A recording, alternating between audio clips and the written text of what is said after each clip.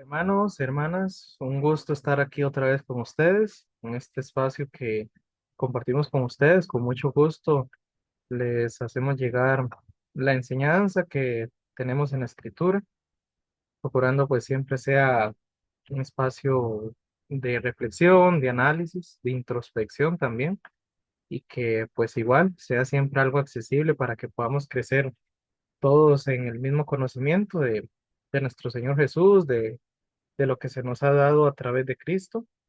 Y pues bueno, siempre también invitación a todos los que ustedes quieran compartirles estos estudios, pues ahí los tienen disponibles en el vínculo para que así se los hagan llegar. Bueno, retomemos entonces. Estamos en Segunda de Pedro, capítulo 1.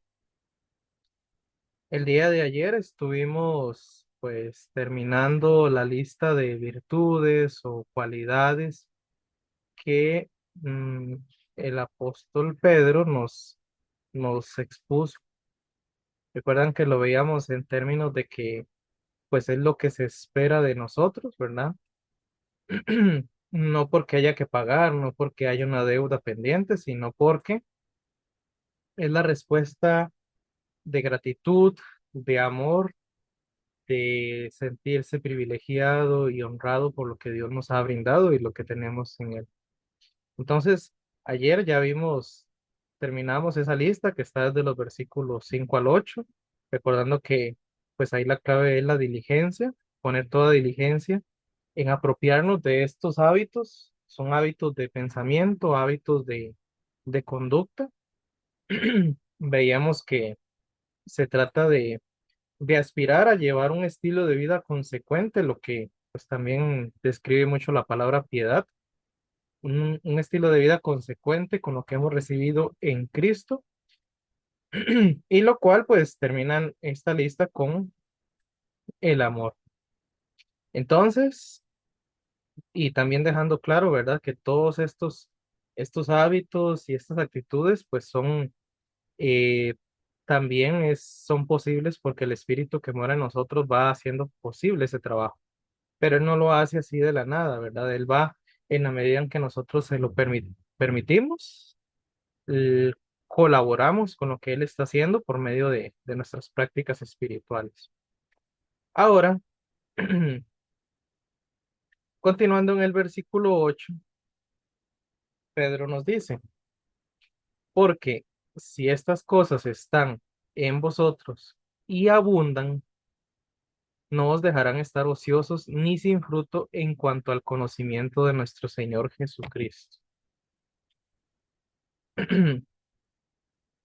Veámoslo en otras versiones. Creo que es un versículo que amarra muy bien, eh, de hecho, todo lo que hemos estado hablando. Si todo esto abunda en ustedes, serán muy útiles. Vean que incluso esto es la Reina Valera contemporánea. Serán muy útiles y productivos en el conocimiento de nuestro Señor Jesucristo. Veámoslo en una versión más. Dice, cuanto más crezcan de esta manera, más productivos y útiles serán en el conocimiento de nuestro Señor Jesucristo. Otra traducción, una de la lenguaje actual, que es un muy libre. Dice, si ustedes conocen a Jesucristo, harán todo eso. Interesante, ¿verdad? ¿Cómo pone aquí la secuencia en otro orden? Si conocen a Jesucristo, harán todo eso y tratarán de hacerlo cada vez mejor. Así vivirán haciendo el bien. Curioso, ¿verdad? Pero al final de cuentas amarra con lo que hemos venido hablando, porque esas virtudes son virtudes a las que vamos a aspirar y vamos a procurar practicarlas, aunque sabemos que no lo vamos a hacer de manera perfecta. Todavía no somos intachables, todavía el Espíritu está trabajando en nosotros, pero no significa que no podamos hacer algo, ¿verdad? Y aquí es muy, muy valioso, especialmente como lo dice la Reina Valera contemporánea, ser útiles y productivos. Porque como hemos hablado ya en varias ocasiones, Cuando Jesús nos ha traído a la salvación, cuando Él hizo su obra de redención en nosotros, pues Él no simplemente era como, bueno, ustedes están salvos, quédense ahí esperando por mientras, ahí estén tranquilos y yo ya casi vuelvo, ¿verdad? Como a veces, como se le dice a los hijos, ¿verdad? Que uno, este, va a hacer algo ahí rápido y le dice, estés aquí, espéreme, ya vengo. Y lo que no espera es que se esté ahí quedito sin hacer nada o simplemente pasar el rato. Bueno, Jesús no pretendía eso.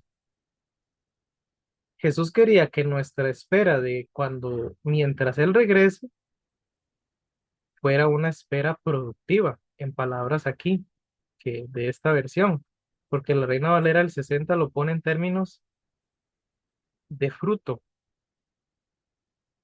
no estar ocioso, sino más bien fruto.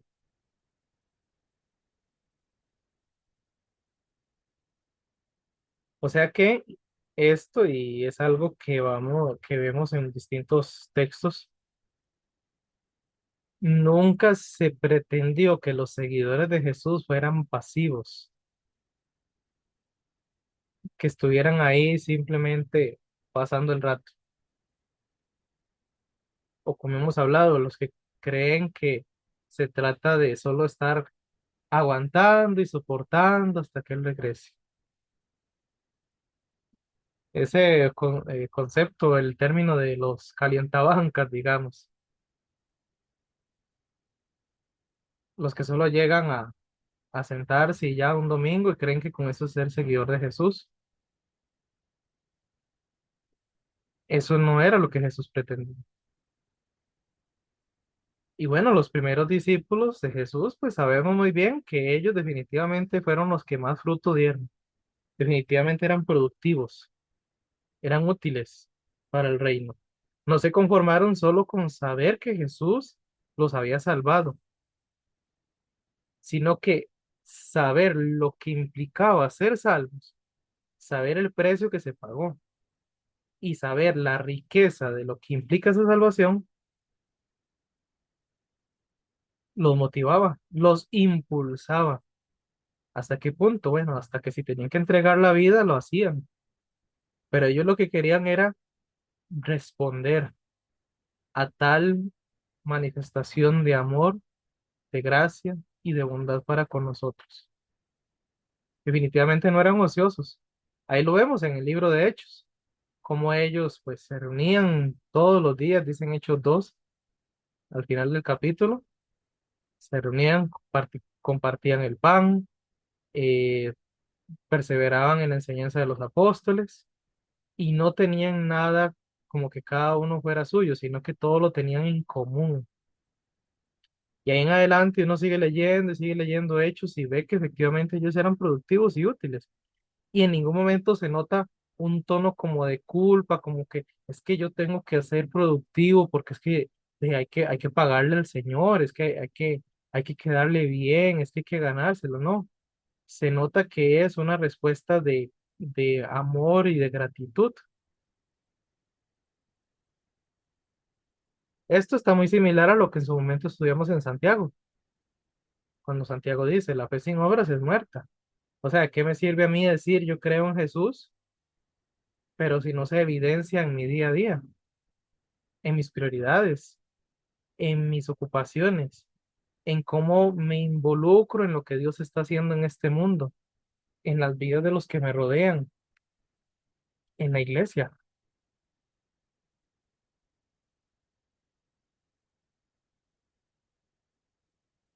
Volviendo aquí al texto, como vimos, hay dos formas de verlo. Una es que si estas cosas abundan en nosotros, ¿qué cosas? Bueno, las que ya vimos en esta lista. Virtud, bueno, fe, virtud, dominio propio, conocimiento, piedad, paciencia, afecto fraternal, amor, afecto fraternal, ¿sí? Eh, si son, estas son actitudes en el día a día, va a haber un resultado, que seremos útiles y productivos. ¿En qué? Dice, en el conocimiento de nuestro Señor Jesucristo. ¿Cómo se puede entender eso? Bueno, podría ser en el hecho de que somos útiles en hacer que otros también crezcan en el conocimiento de nuestro Señor Jesús, partiendo de nosotros mismos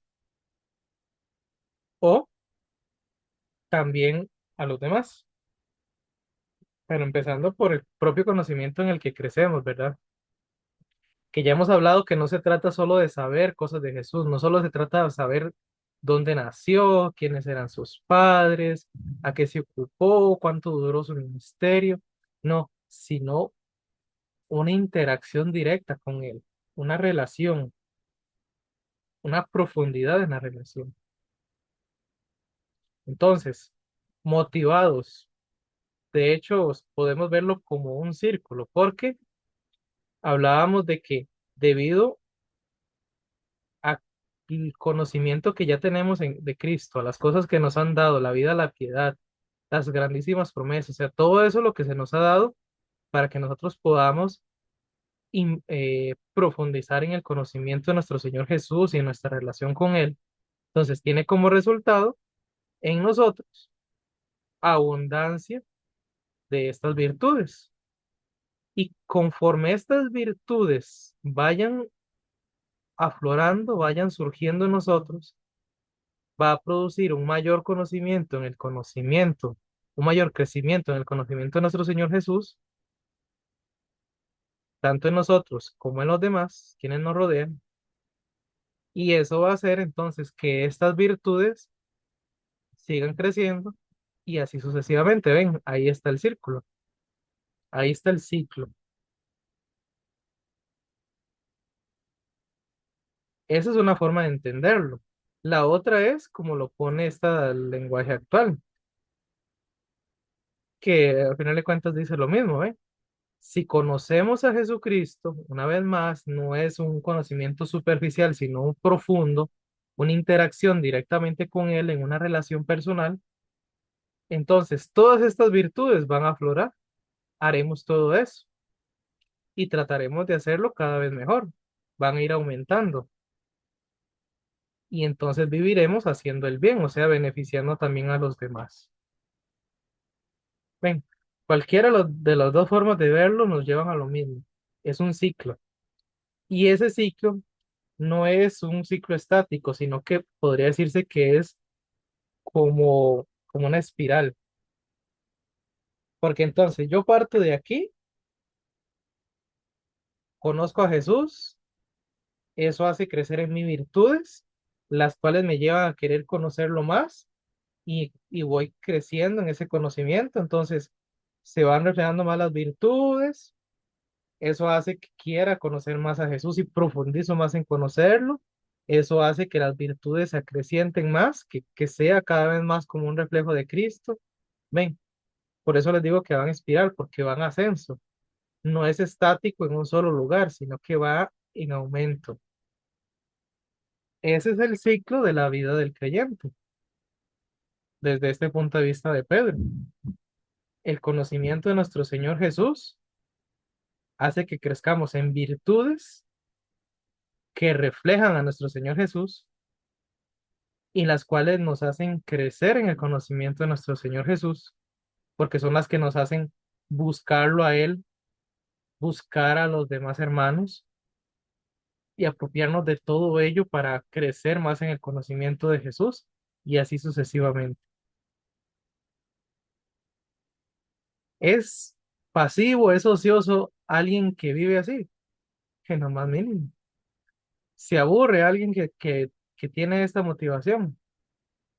Lo dudo, porque siempre hay algo que aprender, siempre hay algo que descubrir a través de la escritura, a través de la iglesia, a través de los hermanos.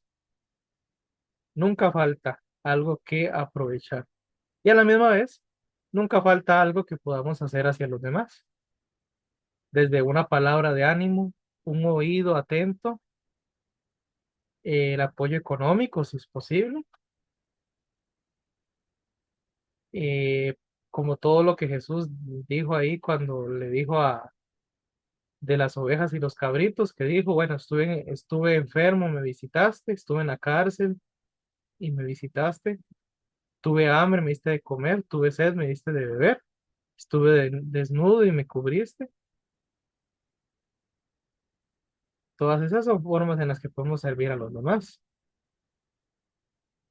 Empezando con los hermanos. Recuerdan que ayer lo veíamos, que ese amor fraternal que dice Pedro es el primer amor, porque es nuestra familia, ¿verdad? Y en consecuencia de ese amor para con nuestros hermanos, que es resultado de nuestra relación personal con Dios, pues inevitablemente va a haber algo que se note a nuestro alrededor, de manera que los incrédulos, los inconversos que nos rodean, van a notarlo y van a cuestionarse qué hay ahí, qué está pasando, por qué yo veo que fulano, que fulana es, ha crecido tanto. Ahora yo veo que es muy maduro, que es muy manso, es muy humilde. Yo veo que está pasando por esa enfermedad, yo veo que está pasando por estar desempleado y no es como antes.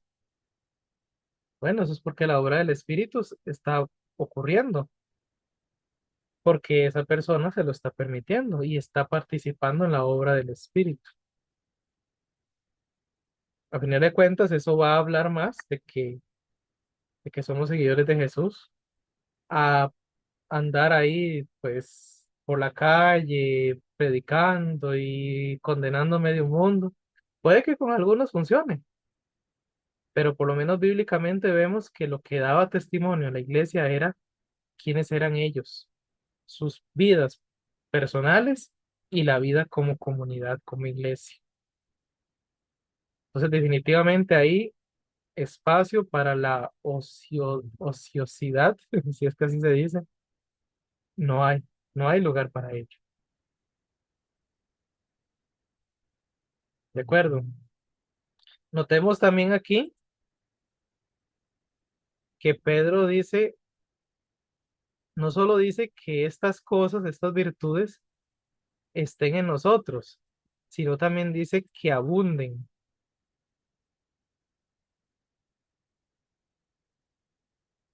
Y esa palabra en el griego dice que no es un poquito, es suficiente para llenar y rebasar. Es como cuando se le echa agua a un vaso. No es solo, uno dice, ah, dame un vaso con agua lleno, lleno de agua. Uno lo llena, pero deja como un cierto nivel ahí para que no se le riegue, ¿verdad? No, estamos hablando que pone el vaso, se llena y se desborda. Eso es lo que está detrás de esta palabra. Entonces significa que nosotros, estas virtudes, ayer decíamos que tal vez uno puede decir, pero es que eso es demasiado complicado. Yo tal vez que pueda tener algo de paciencia, pero tiene un límite. No, el propósito de Dios en nosotros es que estas virtudes rebalsen, que sean más y más. De hecho, vean que aquí lo ponen como traducción en este otro diccionario. Volverse más y más. O sea, que abunde, que rebalse, tener en abundancia.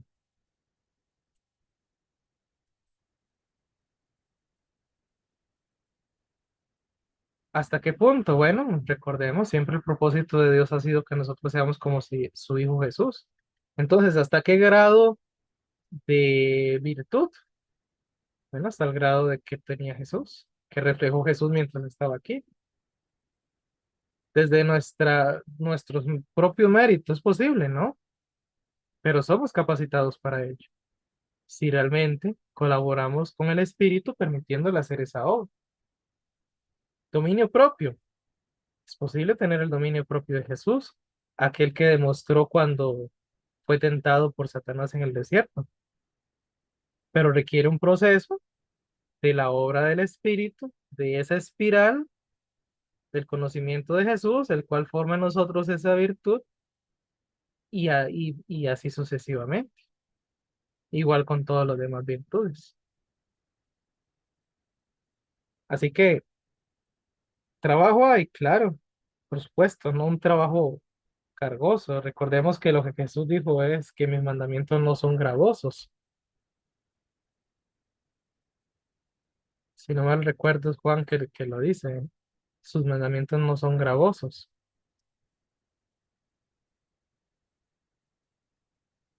Vamos a ver aquí algunas ideas del comentario de John MacArthur. Entonces, voy a compartir aquí. Bueno, dice, y esta idea es muy, muy importante también. Dios seguramente no quiere que sus hijos estén dudosos en cuanto al regalo de la salvación que les ha dado. Al contrario, desea y se deleita en el gozo y la confianza que muestran. Si los cristianos han de disfrutar plenamente de su seguridad como Dios lo desea, deben considerar lo que Pedro presenta en este pasaje. Primero, Pedro dice que busquen estas cosas, lo de las virtudes, ¿verdad? Si buscamos esas cosas en abundancia, dice que, y bueno, lo que les mencionaba de la abundancia, ¿verdad? Poseer más que suficiente, demasiado de algo. Si esas virtudes están presentes y abundan y van cada vez más en aumento, lo que les decía de la espiral, eso no los va a dejar estar espiritualmente ociosos y sin fruto. ¿Qué significa estar ocioso?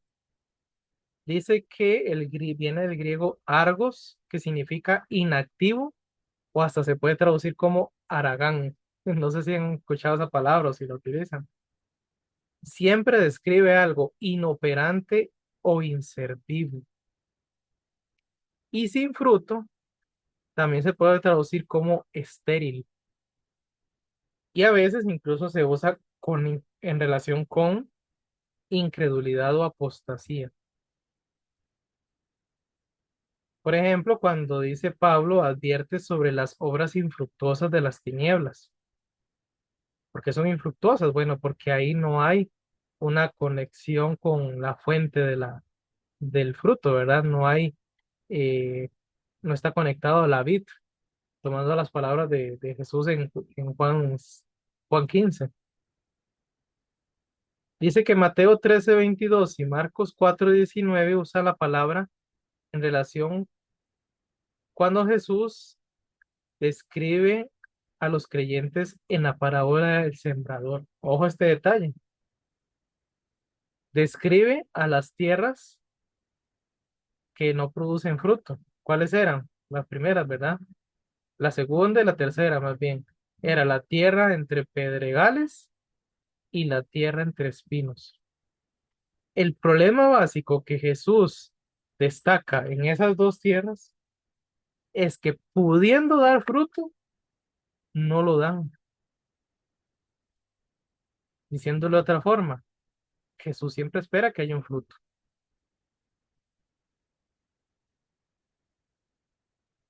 O sea que un discípulo de Jesús que no dé fruto es un absurdo, es algo ilógico. Sigue diciendo aquí, las vidas de los cristianos serán cada vez más productivas espiritualmente si buscan las virtudes que Pedro indica. Pero si esas cualidades no están presentes, es muy probable que los creyentes lleguen a ser idénticos a los profesantes superficiales que Jesús describe en esa parábola del sembrador. Y de eso hay mucha ilustración. También está la parábola de los talentos. Si no mal recuerdo, es Mateo 24. Recuerdan que a cada uno de los mayordomos el dueño les deja talentos y cuando regresa espera recibir no solo los talentos que entregó, sino también el fruto logrado por ellos. Elogia al que le dio 5 porque logró otros 5, elogia al de 2 porque logró 2, pero el de una, ¿qué hizo? Notemos el detalle, porque El que se le dio un talento, lo devolvió. No se lo robó, no lo perdió, lo devolvió. Pero eso no es lo que esperaba el dueño de los talentos. Él esperaba que se lo devolviera con frutos. ¿Cuál fue la excusa de él? Bueno, él dijo que es que tenía miedo, de que él sabía cómo era su amo y entonces prefirió esconderlo para no perderlo. Y más bien le dice el amo, si de verdad me conocieras, hubieras procurado meterlo aunque sea a generar intereses al banco. O sea, este mayordomo de una, al que se le dio un talento, se justificaba diciendo, es que yo te conozco y por eso mejor no lo hice. Y más bien le dice el amo, si de verdad me conocieras, hubieras hecho algo, no lo hubieras escondido. Interesante, ¿verdad? Una vez más, Jesús espera un fruto, no como una forma de pagarle, no porque estemos en deuda con él y que haya que pagarle la salvación que logró por nosotros. No, espera un resultado de agradecimiento y no solo eso, de colaboración con Él, porque, o sea, Él no solo nos salvó, Él nos puso a su lado para ser colaboradores de lo que Él está haciendo por el mundo. Eso es un privilegio que nosotros no podemos dar por menos. No se conformó con salvarnos, también nos dignificó, también nos exaltó. Entonces, Él quiere que nosotros realmente apreciemos lo que hemos recibido. Y eso únicamente se logra conforme crezcamos más y más en el conocimiento de nuestro Señor Jesús y todo lo que Él es, ha hecho y hará. Sigue diciendo aquí que a los auténticos creyentes Dios les ha concedido positivo conocimiento salvador. Por tanto, poseen la capacidad de buscar y aplicar fructíferamente esas virtudes. Si estas cualidades están en la vida de alguien, entonces están disfrutando de ese conocimiento. ¿Lo ven? El conocimiento produce que esas virtudes crezcan y esas virtudes producen que el conocimiento siga creciendo. Nos llevan a crecer en ese conocimiento. En cambio, por otro lado, dice Pedro, si alguien que profesa fe en Cristo no busca esas virtudes y ser productivo, o sea, generar fruto, no tiene esas cosas, tiene la vista muy corta, dice. Que en este caso, la vista muy corta tiene que ver con ignorancia, desconoce, pero no es una ignorancia porque no pueda conocer, es una ignorancia porque no quiere conocer más.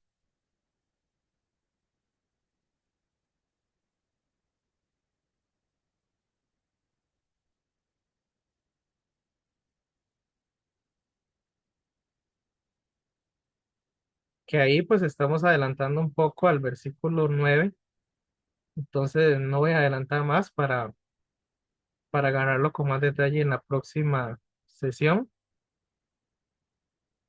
Ve, el que no tiene estas cosas tiene la vista muy corta, ¿verdad?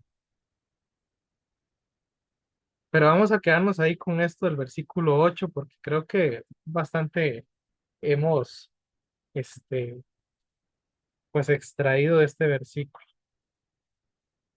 Así que hermanos, ¿cuál es nuestra tarea? No es salvarnos, no es pagarle a Dios, no es ganarnos su favor, no es como hacían en la antigüedad, que tenían que presentar y hacer ritos y ceremonias y sacrificios para ver si lograban convencer a su Dios de que los bendijera, de que les mandara lluvia. No, ya el favor de Dios lo tenemos en Cristo. Lo que nos corresponde es apropiarnos, vivirlo, disfrutarlo, crecer en ese conocimiento, en esa interacción, en esa intimidad y conexión con nuestro Salvador, con nuestro Padre y con el Espíritu que mora en nosotros. Eso va a ir generando virtud, conocimiento, dominio propio, paciencia, piedad, afecto fraternal, amor, y estas cosas van a hacer que nosotros asumamos prácticas, hábitos que nos hagan crecer más en el conocimiento de nuestro Señor Jesucristo y por consiguiente seguiremos en esa espiral de crecimiento. Bueno, espero se haya comprendido este punto y pues bueno, seguiremos la próxima semana con esta misma idea. Oremos. Gracias te damos, Padre, una vez más por la palabra con la cual tú nos haces meditar, sobre todo recordar que somos privilegiados por ti. Ayúdanos a entenderlo, no tener temor de entrar con confianza en tu presencia y permitir que el Espíritu actúe a través de nuestras vidas. Siempre trabaja en nuestra mente, en nuestros corazones para apropiarnos de ese amor que nos has dado y disfrutarlo. Gracias te damos en Cristo Jesús. Amén. Nos vemos la próxima. Ha sido un gusto compartir este tiempo con ustedes. Bendiciones.